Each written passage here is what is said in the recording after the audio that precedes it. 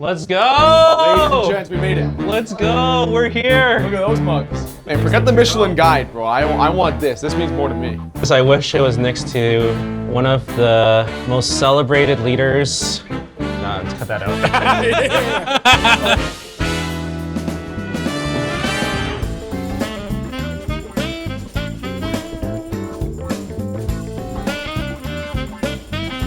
I mean, like, why would you not?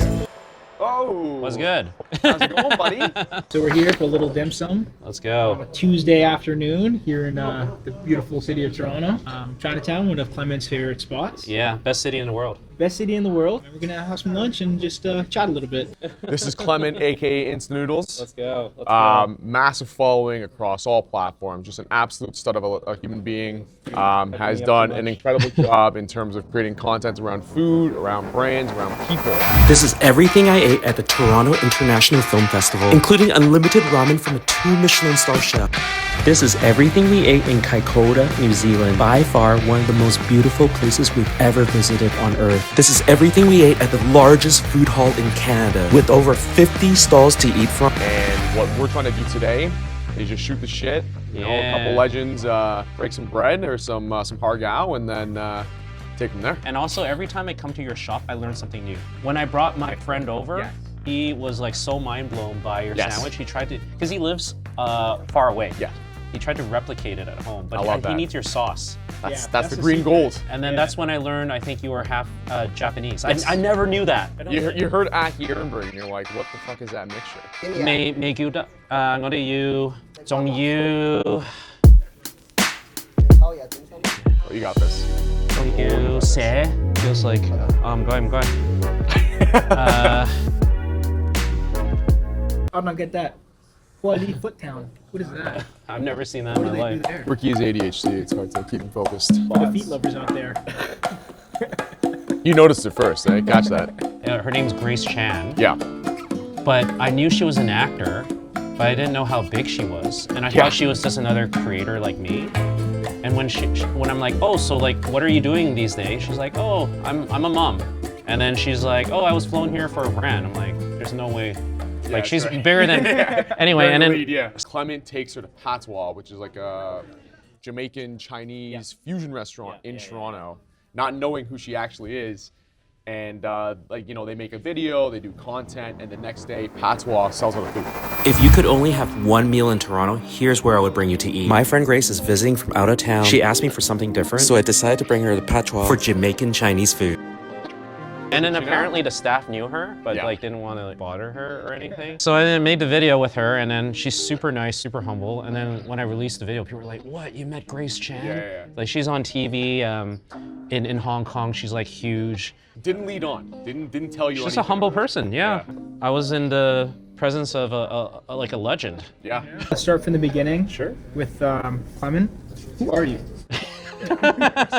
I've been in Toronto for long enough that I would identify myself as a fellow Torontonian. 16 years now. I'm originally from Vancouver, born and raised. Parents are from Hong Kong. Invite you all to dim sum. It's very close to me. It's what I grew up eating.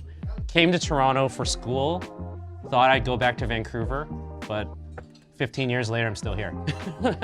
And I was in tech for a very long time, so poured my energy into that. Got let go from my job like 2 or 3 years ago. Devastated me, but decided to like take a chance on doing what my heroes were doing on YouTube, like Mark Wiens, if you know that guy. Some people call me the overreaction final boss. Take me back to that time when you first kind of fell in love with food and those videos, like. Yeah. Because I have a similar experience. With Aki. We're not chefs, but we kind of fell in love with food through these videos. Yeah. People going out, going to different places, and eating the best food. I think one of the people for me that's like a personal idol is Anthony Bourdain. Oh, of course. You see all the adventures that he has, and me as a teenage kid in my bedroom, I'm like, wow. Anthony Bourdain, tremendously big influence. I think what I love, the core of it, which is where I'm trying to push my content towards, is telling stories through the lens of food. Yeah. That's what I love about Anthony Bourdain, is he's able to like use food as a safe space. Everyone enjoys food, to just create more empathy in the world. But the other part that is really important to my channel, so like after I lost my job, I tried to I was doing a lot of noodles before that, hence the name. But I really wanted my platform to have like a mission that I could remind myself when I make decisions. And that was like really to shine a light on food I feel like deserves more attention. Like no one is really talking about it. Those mom and pop local businesses that I feel like, yo, people should try this food and no one's talking about it. So I just really wanted the platform to be a blessing to others because it's been a tremendous blessing to myself. So that's like my North Star. I try my best to have that as North Star. That's a noble mission. This is Clement telling the story of a brand or a business that deserves more shine, more recognition, but it's almost like you're just a local guy, right? At the end of the day, you're just a regular dude. You're Torontonian, fellow Torontonian, and you're telling all these different brand narratives through the dishes that you're eating and enjoying. That resonates so much with me. Because I'm not like a food expert or anything. I didn't go to culinary school. I'm not a food critic. Yeah. My wife calls me like, I feel like it's supposed to be a compliment, the most average guy in the world. Yeah, but I think there's like an approachability there. You're an average guy telling amazing stories. Yeah. And I think for you, like, where I want to kind of know more about the instant noodles journey, because you obviously have it in your handle, right? You were the noodle guy. Noodle guy. How do you now become the food guy? How do you become like the narrative guy? Yeah, so tell me about that first time you picked up the camera and you made your first piece of content. The first time I made a piece of content was just because TikTok had like tremendously lowered the barrier to entry. I had wanted to do YouTube for years. Like every year I would make a New Year's resolution, like I'm gonna start on YouTube. YouTube was just a higher barrier to entry, at least from a perception point of view. People now say that what we do now was what people used to do back on YouTube back then. Like you can make it like a 2-minute clip and upload it. Yeah. But you know, psychologically, I was like, oh, it's just so much work. But then TikTok came around and you could literally make a 5-second video and upload it. I'm like, I could do that. And then it was just so scary because I used to still do a little bit. Hate to be on camera, or I also have a full-time job, so I don't want people to like see me in public on TikTok and like maybe I get canceled, I lose my job. Lost my job anyway, but Yeah. I mean, the long story short is TikTok made it easy, and I'm like, I just want to have fun. No one's gonna see this, so during the pandemic, my wife and I, we were just trying different foods or just ordering in food. But in this time, for whatever reason, I had pie, and that was my first video. I was just eating pie, the Thai restaurant. For those that don't know. Yeah, not P-I-E, P-A-I. In front of the camera, it was Paka Prao, one of my favorite dishes there, and I didn't edit it. I just like filmed it. I didn't edit it at all. I just uploaded it. And how did that first video do for you? I was so happy with it because I thought no one would see it. I think it got like 100 views, and that was like huge for me because I had 0 followers. But I was not even doing it for the views. I was just doing it because I wanted to emulate what my heroes were doing. Like, you know, when you look up to somebody or you look up to what someone else is doing, you just want to try to do what they're doing. And so that was a lot of it. And I mean, because I love instant noodles, I just filmed whatever I was eating. There's a big ramen culture, I think, that I didn't realize. I just did what I loved. I didn't know this was something that many people loved and resonated with. Yeah. So that's how it all started, and that's when the growth was tremendous. And then when I got, during the mass layoffs in tech, I decided to just give it a goal at making it full-time. So yeah, I think that's important to talk about as well. Yeah. Because I think most people would say, okay, let me just put my head down, send out the application, shut down the job. But you said, hold on, wait a minute. Yeah. Let's see what I have here in content creation. I might have shared with you, my faith is like so core to me. Like I'm a Christian, I'm a follower of Jesus. So I knew I needed to like do something that aligns with my values. Like aligns with my faith, which is where my values come from. Yeah, that's my favorite right there. This is extremely difficult to make. This is what I ordered for us. This is the chicken sticky rice, lo mai gai, in Cantonese. For anyone who's Cantonese who's listening to this, you might not even understand what I'm saying, but This is one of my favorites, even like as a child, I think. It's steamed in a leaf, lotus leaf, I think. This one and this one are like, kind of like it's not the Trinity because we're missing one, but these are the two like classics, you know. The Father and the Son. Yeah, the Father and the Son. We're missing the Holy Spirit. The siu mai and hagao. This is the shrimp dumpling, and this is a pork dumpling. Let's call it. I don't know. Sinzokgun. This is a bean curd wrapping, and inside is usually pork and vegetables. One of my favorites. This one's their ribs, pork ribs. And actually you need a particular cut. You guys would know more than me because you're into the butchering and meat, but there's a specific cut you have to order from a Chinese butcher to make this. I didn't know that. Yeah. It's the part of the back, I think, that they have to, it's just a Chinese cut. Lastly, this is something that you will never find in any other dim sum restaurant in the world. This is like, I think, particular to this restaurant. I don't even know the Chinese name, but the English name is shrimp chives cake.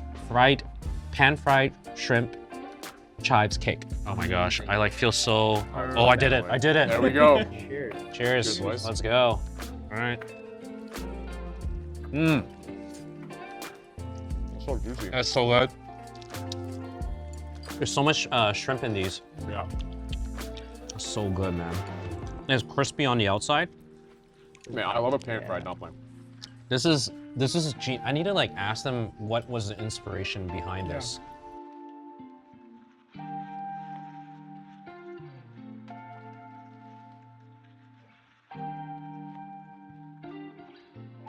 That's one thing about Toronto. You're exposed to every single culture.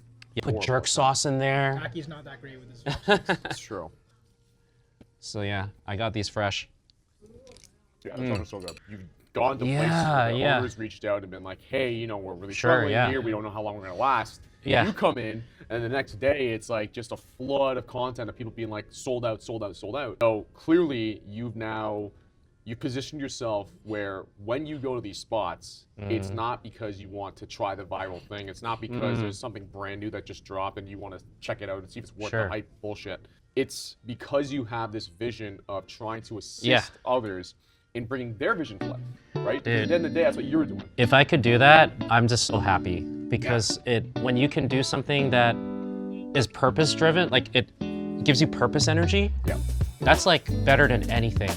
I do want to say, I know there was this like controversy with food influencers. You know, there's, I'll say this, like, no one else is going to these spots. No one, like, no professional food critic. Maybe, I'm not saying no, like some probably do, but most like, you know, just, you know, they're trying to review the, like Michelin, you know, like this is the Michelin spot, this is like the next like top fine dining spot. Sort of like out of necessity because we're poor, but also because, you know, the best eats are like local, like your auntie is working in the back, and also like no one's talking about it. Someone needs to talk about these spots. The controversy is around food influencers getting free food and then either like, I don't know, doing a bad job, a good review that is fake, not genuine. So people go there, they're like, they lied. No review at all, so they're in some ways like not a good exchange with the owner. The third is a bad review. And that bad review like can destroy, you know, a small business. And, you know, so all three have happened and all three have gone viral, these types of stories. But all I wanted to say was the good side. I just wanted to shed a light on the good side, which is for the ones who do it whatever way that is respectful, no one else is doing it. That's why there is a space and opportunity to do it, because even like there are people, not saying there aren't anyone who is a food critic. There are restaurant owners who don't have the time, knowledge. They're just like trying to survive. They're like working like 7 days a week, just trying to pay the bills. They don't know anything about social media and they don't have the time to do it. But social media is such a critical element now to a business that needs for a thriving of a business. Very difficult to create a business without that piece. So I couldn't agree more where you say that in this day and age, it's so important to the business's success. I mean, we've experienced that firsthand. We've seen the impact of what a positive review can do and what that means for our business. So the impact is real, right? And it doesn't only benefit us, but it benefits our staff and our whole business and our community and everyone that supports us. I can also tell you that running a restaurant business is very hard. It's so, yeah. It is very difficult. It's not for the faint of heart. I think one of the things that really hurts us the most is when you get that negative comment. Yeah. Because we will never bat 1,000. It's impossible. And there are going to be times where you come in and your experience wasn't as good as it could have been. And I'll give you one specific example where this was one of our first days that were open. And Aki and I are working 16 hours a day. Oh my gosh. 7 days a week, pursuing our dream. Yeah. Trying to make it happen. Putting our love and soul and everything into every single sandwich that we made. And we had 2 of our employees that day calling sick. Okay. So it's just me and Aki, our 16-year-old neighbor who just happened to be there, Wow. and 200 people at the door. Holy moly. And so we're really trying our best, trying our hardest, and it took us like 30 minutes to get a sandwich out. Yeah. But we tried our best. Yeah. And that day, after that 16-hour workday, we came back and we see a 1-star review. Oh, This no. sandwich took so long. Dude. And that really hurts us because I know. 2 guys called in sick. And People don't know the context. Yeah. People don't know that. They just say, $20, took 30 minutes, wasn't worth it. Yeah, you know what it is too? Is that everyone wants their own opinion. A lot of content creators have now taken advantage of a 5-digit follower count, and they go, look, I have 10K on Instagram. I can make you guys a video, pay me $500, and I'll get you that content. Right. What a lot of restaurants don't realize, and a lot of the new ones are catching on. If you pay $500 or whatever amount, call it $100. If you pay $100 to a content creator, how can you guarantee there's return on investment on that? How can you say that a small business that maybe that $100 could have meant for staff on their line that day, could have meant repairing a piece of equipment, more ingredients? How can you confirm that your video is going to get them that $100 back and then some? Right. It's a rhetorical question. You can't, because what you're assuming is that your influence is large enough that you can bring either that many people to your door or this many views gets you into the cultural zeitgeist for a week and you're like, okay, now I'm talking about it. Right. A lot of these guys are gaming the system, as I think there's so many people that can do talking into a phone while eating food that the barrier to entry is now 0. Of course. And why I say you are top tier content is because your purpose behind the content is clearly driven by something beyond views, right? It's not because you want to be famous. It's not because you're trying to build a personal brand that you can say, look guys, now I can get free food wherever I want to go in the city. It's because you have you have your North Star, right? For all intents and purposes, you are somebody doing something with a cause. Yes. I can't say that for everybody. Right. And we're smart enough and young enough to at least recognize when the bullshit hits the fan and I'm like, well, I see through your facade. I recognize that this is not going to be good for us. Right. And we get these DMs, Of course. every single day. Hey, I have a page here. Come check me out. I'd love to make. Nah. The people that I love working with, I can count on 2 hands. And it's like, it's you or one. Sure, yeah. And it's a couple of our other guys who you're gonna see videos from frequently. But you know why? It's because they A, bring their own angle to it, which is captivating. But B, is because they're not doing this because they wanna go viral. When you go into a restaurant, why do you wanna make that video? So I think there's a combination of things. And I mean, like, I know there's so many different motives. One is just, I just love food. Yeah. That's one. Other is I love learning through the lens of food. Like I ask so many questions. Autonomy. Yeah. This is very paradoxical of me. I know some people, it's not like I don't accept invites to restaurants. Like some of these high-end restaurants, I accept invites, but there's a caveat, which is I don't have to make a video. Coming in here as a guest, we just want to get you to try the food, whatever you think. All the videos I make, I pay for the food. Unless there's no obligation, I go in, I try it. But the reason why it's so important for me to pay for the food is not really altruistic. It is yeah, I can have my own opinion, etc. But it's so that I have autonomy. It's so that when I go in, I be like, you know what? This does not work for me. I don't need to make a video if I don't want to. I'm just a regular paying customer. February 2024 Yes. was 6 months after I got let go, 7 months. I was actually secretly interviewing for jobs. No way. Yeah. Thank God that didn't work out. Yeah, I know, right? So I was like interviewing. I don't think those tech companies will ever like call me back again. Like I canceled them all. Good. Like shortly after, like it was like February, March. I might have already like taken the step. I'm not sure, but yeah, I was like ready to get back because it was just so unstable.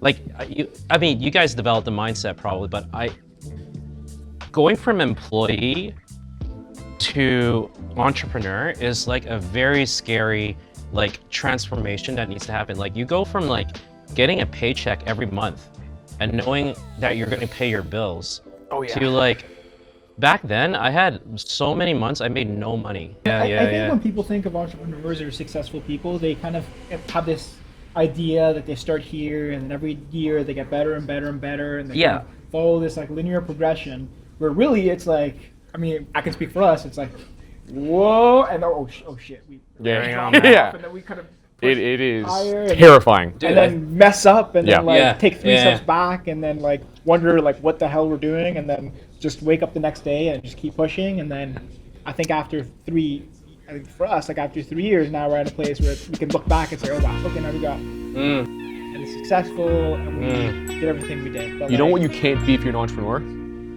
Uncomfortable with instability.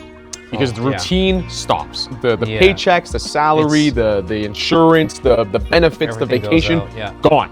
You're the only person that is going to destine yourself for success or failure. And if you stop, you will never see success.